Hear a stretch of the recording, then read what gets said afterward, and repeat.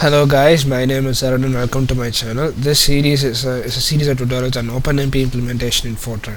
Now in this tutorial, I'll be talking to you guys about an interesting concept called as the master block.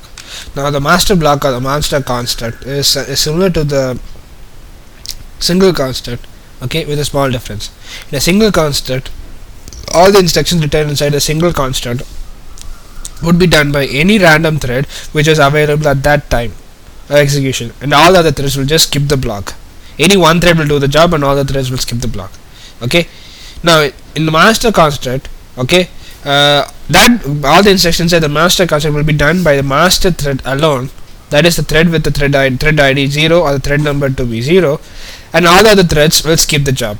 Okay, so this is what it does. This construct makes sure that the commands are executed by the master thread alone and all the other threads skip this block, like over here. Now this block is particularly useful for diagnosis, or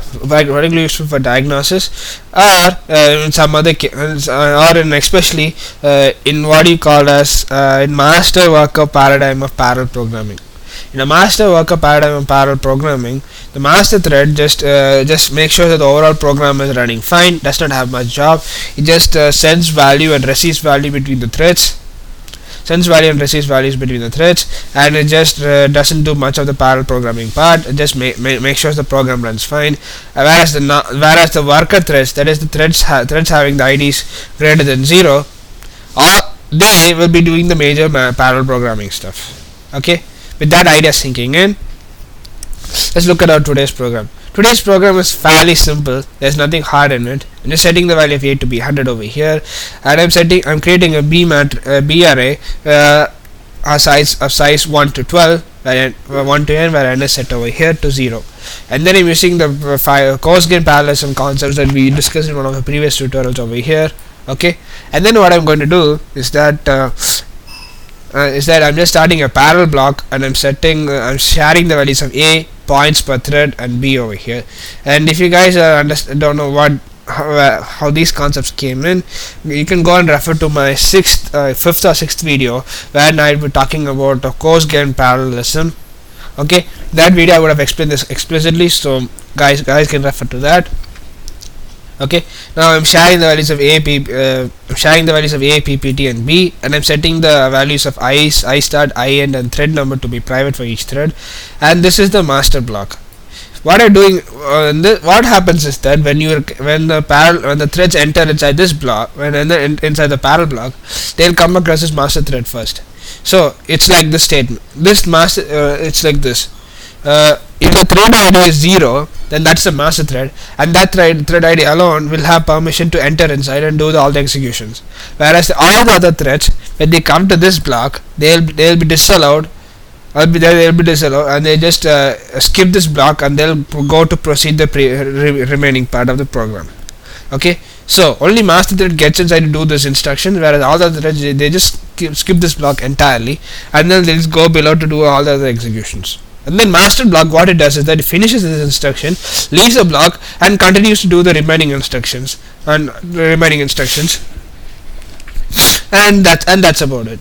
Now when the master block enters in, we are going to get the thread ID using this function, thread number using this function. I'm going to put in the thread number over here, and I'm reassigning the value of A.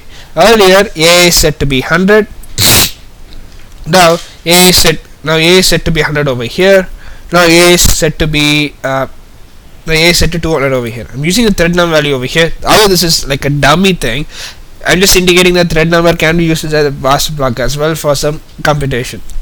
Okay, and now using using the coarse grained parallelism concept that we learned previously, I'm setting thread num, I start, and I end, so that the thread is being broken down to, so that the do loop is tactically used. This do loop is made 4 times or n times, and each fraction of each loop will be working on one fraction or one part of the B matrix over here.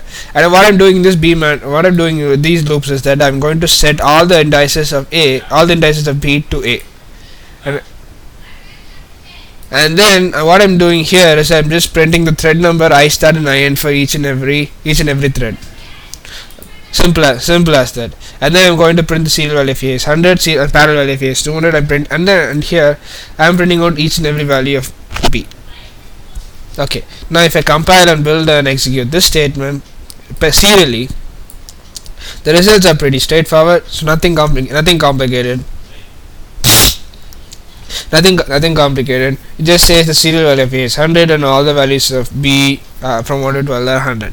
So pretty simple, pretty straightforward. Nothing difficult. Now what I have here is I just have a small shell script to run this program in serial, but serial or parallel. Now I'm setting this to parallel mode, and then let me open my terminal. Okay. Now if I done bash master1 dot openmp.sh, it's now what happens here. Now if I just push this up, now what happens here is that it says these statements indicate.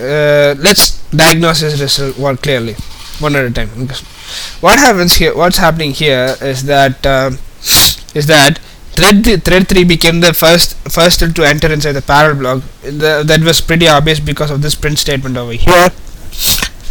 Thread 3 did not go inside this master block, because if it had it gone into the master block, it would have printed thread number to be 0. It would have been printed master block done by thread 3. So clearly it indicates that only thread 0 entered. With these statements, it can be inferred that only thread 0 entered the master block, and all the other threads ignore this block. And one more thing, they all ignored this block and they started doing other executions. Okay, they didn't wait for thread 0 to finish this, which is clearly obvious in these statements. Okay, and then we're getting the serial value of A to be 100 and parallel value of A to be 200 and stuff, and then we're going to print the matrix. And while printing the matrix is when we notice something